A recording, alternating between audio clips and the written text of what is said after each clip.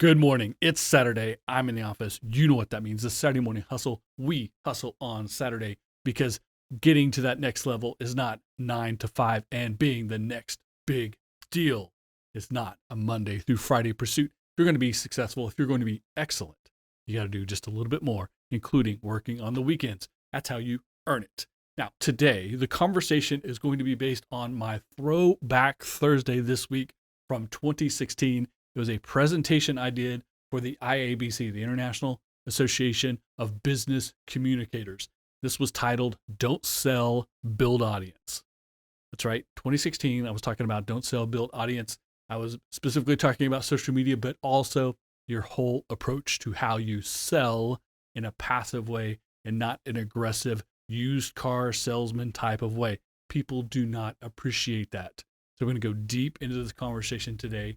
I'm going to give you as much detail as possible about how to change your mindset, approach, your strategy out of an active selling, which is trying to part people from their hard-earned money so that you can give them the widget that you have, the product or service you want to sell them the way you want to sell them. Instead, you're going to focus on how you create business relationships, how you create value opportunities, how you do things that are sustainable, repeatable, not a singular sale, not buyer's remorse, and absolutely not used car sales. You know what I'm talking about?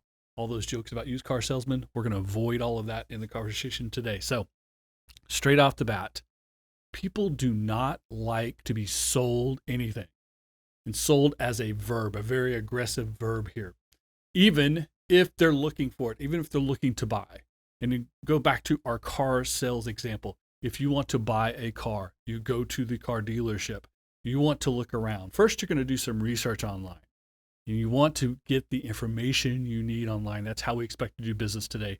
If they won't give you the information, if they won't tell you the price, if they won't tell you the availability, they won't tell you the colors, they won't tell you the options, then that car dealership is already trying to sell you in the wrong way. They want to get you on the lot and then actively, aggressively sell you the car. You know the old jokes, right? What's it going to take to get you into this beauty today? What kind of deal am I going to make you? I got to go talk to my manager. All of that stuff. When you go to buy things, you do not appreciate when people treat you that way. Do not do the same thing to the people who are trying to do business with you, whether it's B2B, B2C, even B2G. Do not be a used car salesman. Sorry for all you used car sales folks out there. I know a couple of you are good people, but you know the jokes around used car sales, right? So people do not like to be sold anything actively, even when they're trying to buy it. I've gone to the car dealership. I don't need to be chased around. I need someone who will be available to answer questions that I have when I have them. I don't need someone to strong arm me into a conversation. I don't need someone to usher me into the finance office and start running numbers and start running scenarios and try to confuse me. Someone who's going to tell me they're giving a good deal on my trade in and all these things, even so far as, you've heard these stories too about people taking your keys or not allowing you to leave, making you feel like you're trapped there until you make the deal with them. No one appreciates being treated that way. Make sure you do not treat people that way either. Now, obviously, you're thinking to yourself, well, I will never act like that.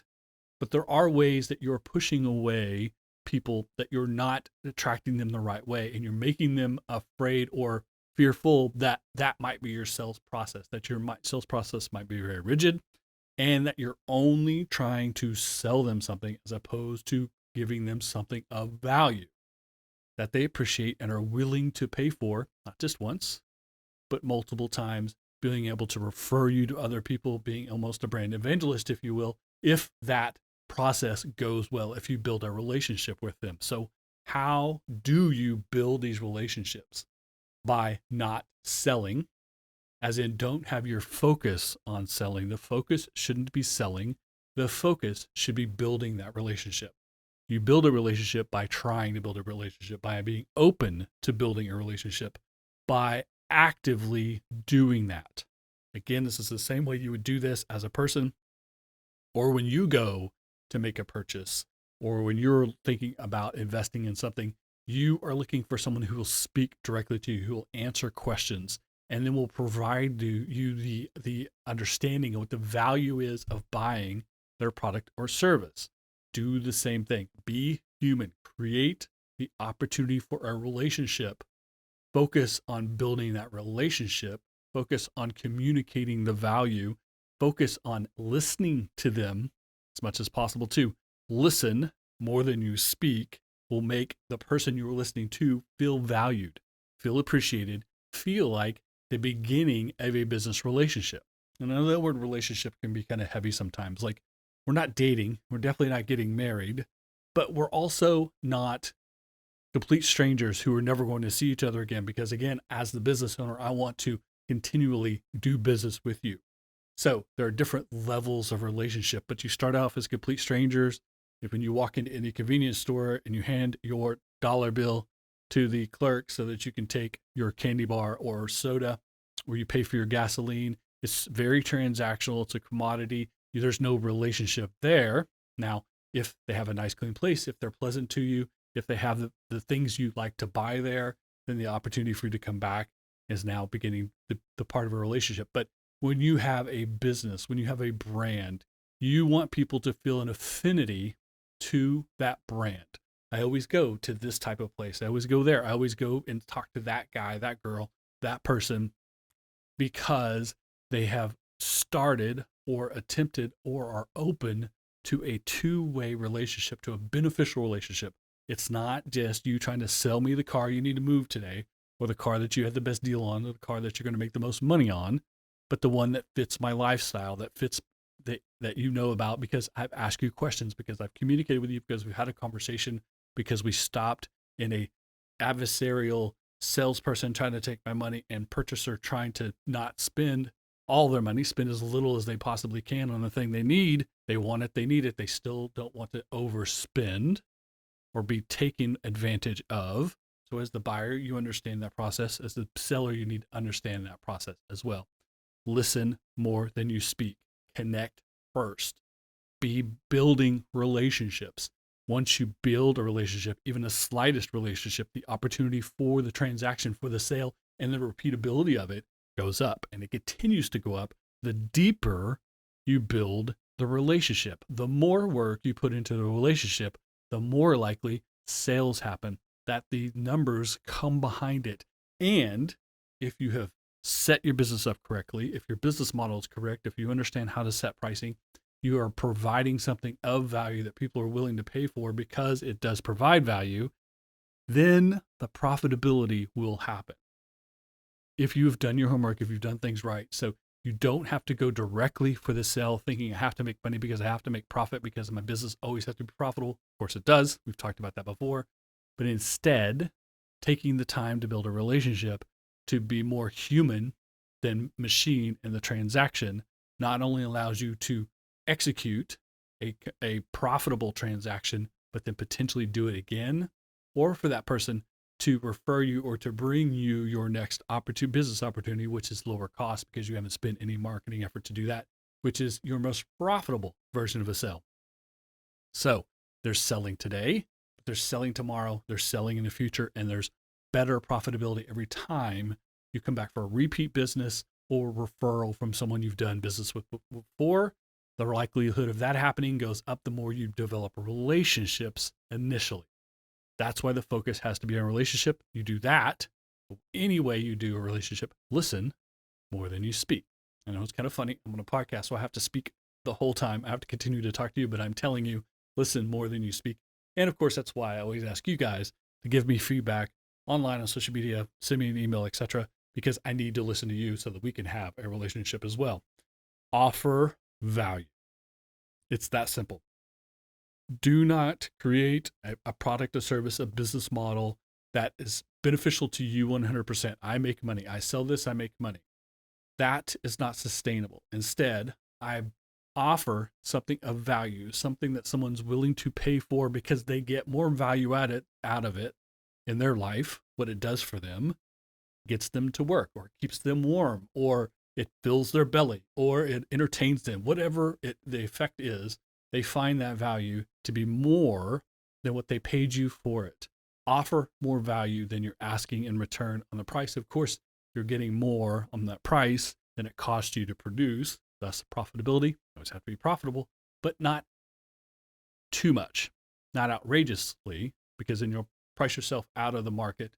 And If you have gone into the business model, into the process of developing the product or service and delivering it the way the consumer wants or needs it at value, this is the key, at value, if that's your focus, and then your sales process, your marketing process is focused on building relationships and developing your audience, the right audience, the people who want or need what you have for all the reasons that you're delivering it the way you can deliver it. If you're doing all that, if you're meeting all that, then it will work out.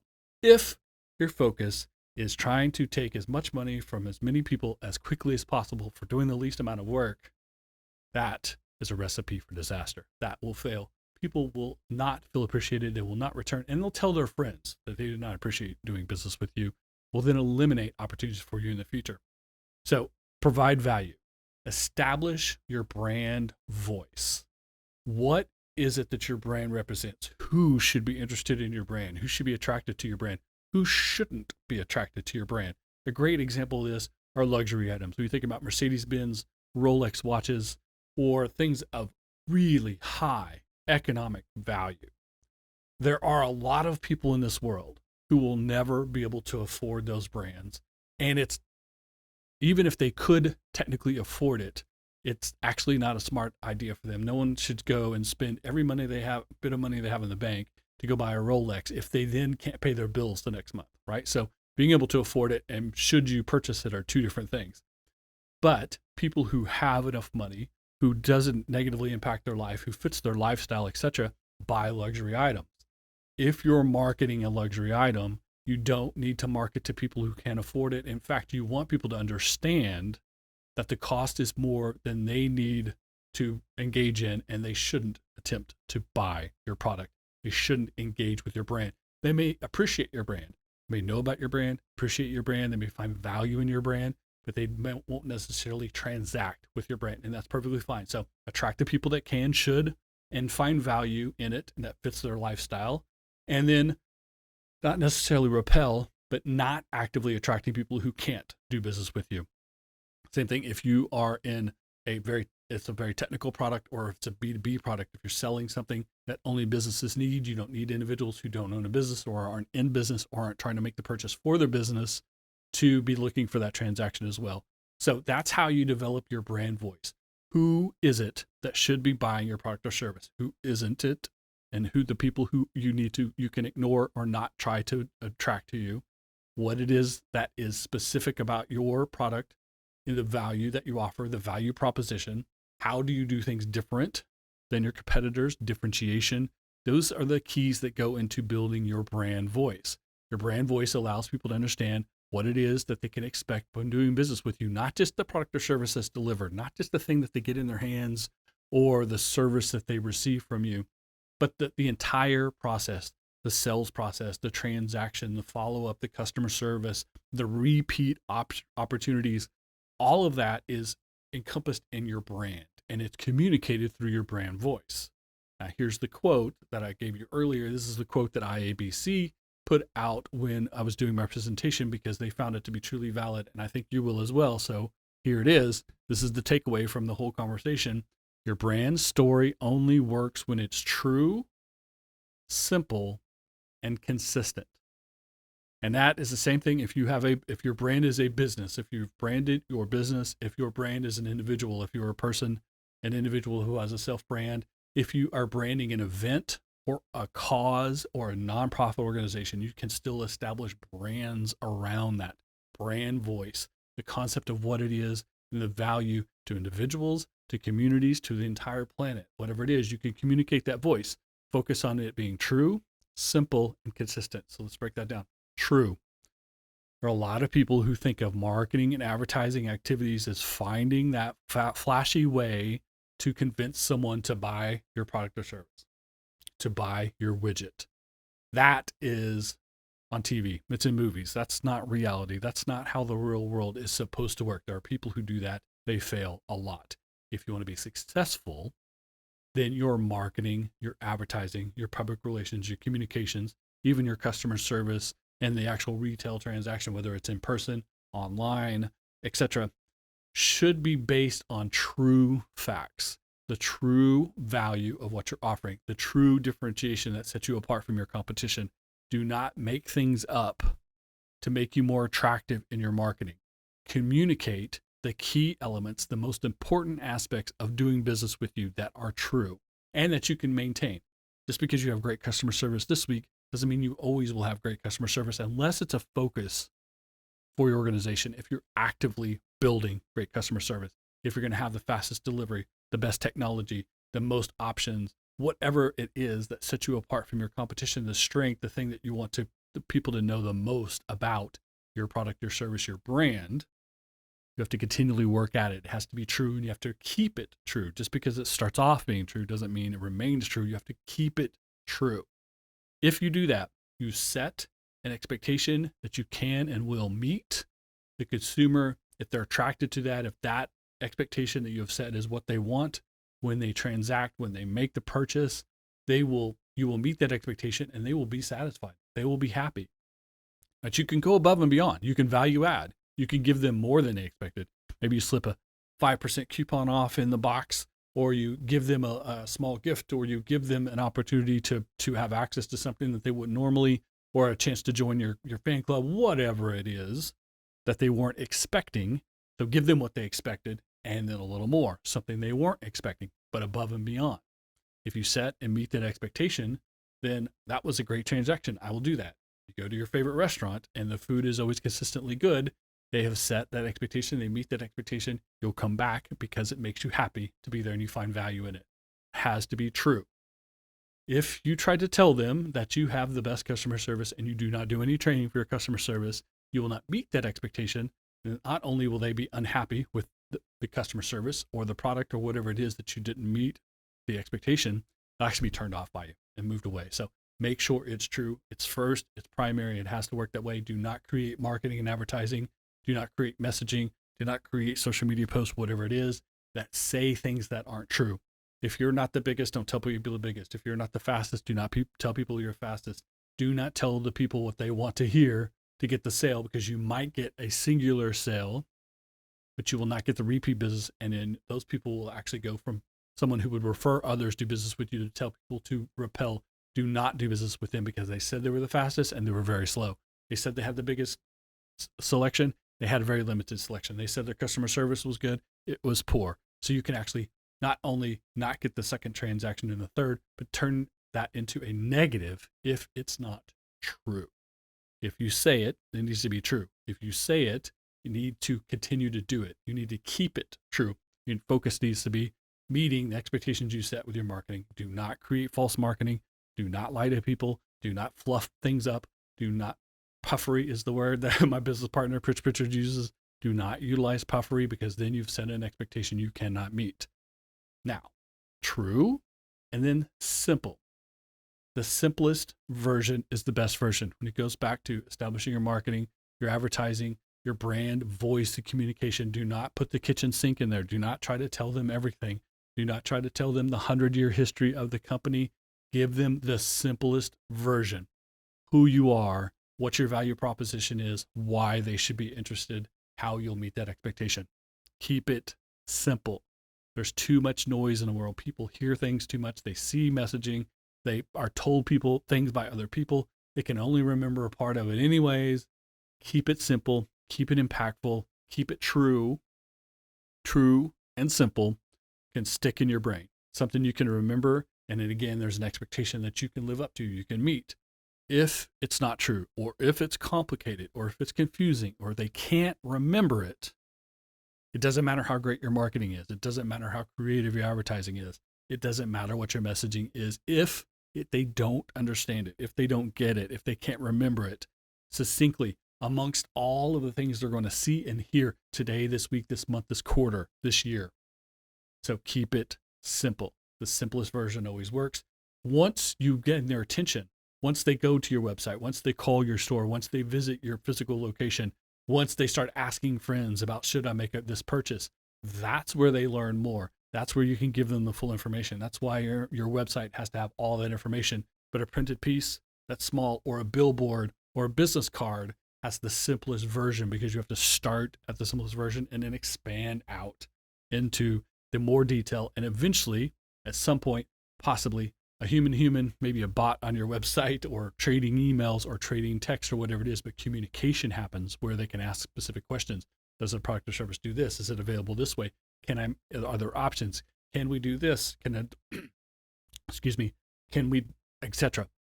That is the sales process. That's not marketing. That's not advertising. Advertising, marketing has to be simple, true, and consistent. Just told you how much noise there is in the world, how many messages hit every one of us every day. Hit us in the eye, hit us in the ear. We're overstimulated by media, by content. It's everywhere. If I hear it one time, it will stick to a point, and eventually that message won't stick. It'll be moved out by new messaging, new information, other things happening in my life. I have to hear it again and again and again and again. There's this old adage from way back in the day, back when I was in college, that you needed what was called touches, 7 deliveries of your message, whether it was an advertising, a TV, on print, on a billboard, whatever. 7 times someone needed to see or hear the headline or the jingle or something about your advertising where they said, oh, okay, that's that type of restaurant. That's that type of product. That's the thing I can buy.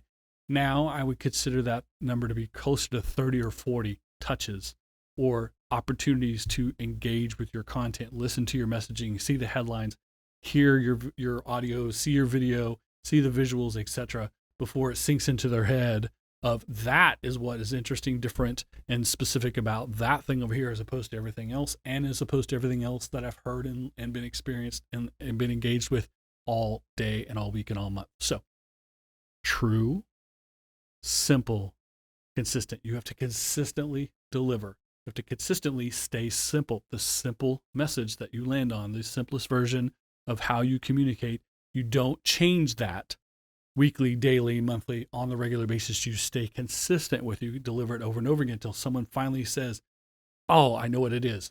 How many of you know a theme song to a TV show, or maybe from a commercial, a jingle, or some other, a slogan that if I said to you, hey, brand X, you would say, oh, their slogan is this, or their spokesman is this, or they have those commercials that are funny or serious, or I see them on the Super Bowl, whatever it is. That connection is what you want from people. That happens through consistency. If your message is, we're the biggest, we're the fastest, we're have the best customer service, we have the best price, the lowest price, we're open on Sundays, we have it in blue, we have it in red, we have it in extra large, we can get it tomorrow, you can get it next week, you can get it in Texas, you can get it in Oklahoma. All of those messages didn't make any sense in that string. So if you're not consistent with a singular, simple message, then your brand voice will fall apart. It will not connect, it will not reverberate, and it will not engage people, will not motivate people to learn more about your business, about your product, or about your service, and potentially buy from you. So that is how you move to a purchase. You move someone to purchase by consistently delivering the simplest, true message. That's your brand voice. Your brand voice is how you reach out to them. You get them interested.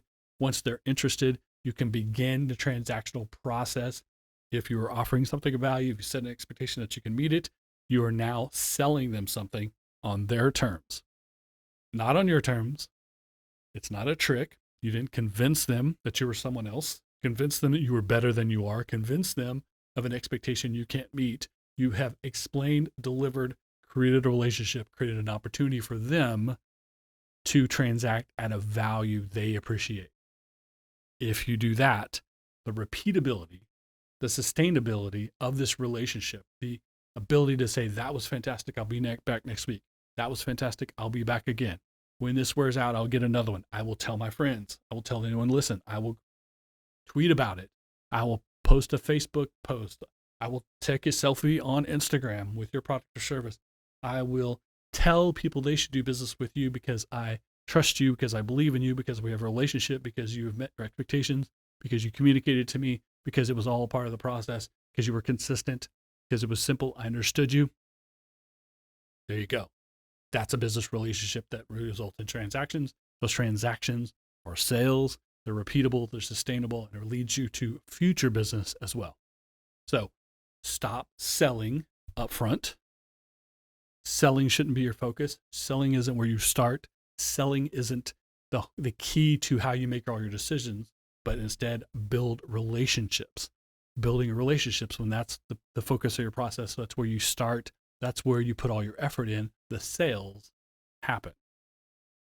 When the sales happen, it's beneficial for everyone. There's value and repeatability and sustainability, and that builds profitability. Hope you guys dug that conversation today. I love revisiting these ideas, combining my day job, my work, what I do with the Golden Group, and presentations of things like that with this conversation here on the Saturday Morning Hustle, giving you guys entrepreneurial, small business, and self-brand advice as well. So thank you so much for listening. Make sure you stream, subscribe, leave a comment, leave a review, share with a friend. Now, see what I just did there. At 27 minutes into the conversation, maybe 26 minutes, I can't see my clock very well, but over 25 minutes into the conversation where I was providing you value, I was providing you information. This podcast is free. The video you're seeing is free. The social media is free. I haven't asked you for anything yet until right now. I just asked you to do something that was free. Now I'm going to ask you to do something more. You can always get yourself some Saturday Morning Hustle swag, like the t-shirts. We have the hats. We have the coffee mugs. We get the hoodies. It's summer, but eventually it'll be winter. You'll want a hoodie as well. So get your Saturday Morning Hustle, Entrepreneur AF, and Coffee and Donuts swag at the swag store. Links are below wherever you found this podcast or at SaturdayMorningHustle.com. It took me that long to tell you you could buy something from me. I wanted to have a conversation with you. I wanted to work on our relationship long before I ask you to make a purchase. Hopefully that will lead to sales for me, and you will come back and listen again next week. Tell a friend as well. So subscribe, tell a friend, leave a review, leave a comment. I appreciate all that. Let's have that two-way conversation. Let's deepen our relationship from this podcast. Make sure you follow, engage us on social media, of course, as well. Twitter, Instagram, LinkedIn, and the Facebook fan page. So be a fan on Facebook as well. Don't miss an episode, any of the episodes of the Saturday Morning Hustle and the bonus series, the Balance series that I put out the last Monday of each month.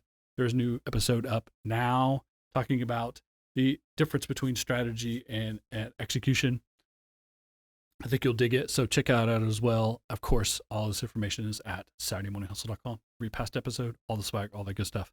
It's Saturday. I'm in the office. This is the Saturday Morning Hustle, a podcast for anyone willing to hustle and grind, come in early, stay late, do what it takes to earn it, even working on the weekend. See you next week. Saturday Morning Hustle. Saturday Morning Hustle. Saturday Morning Hustle. Wake up and keep chasing your dreams.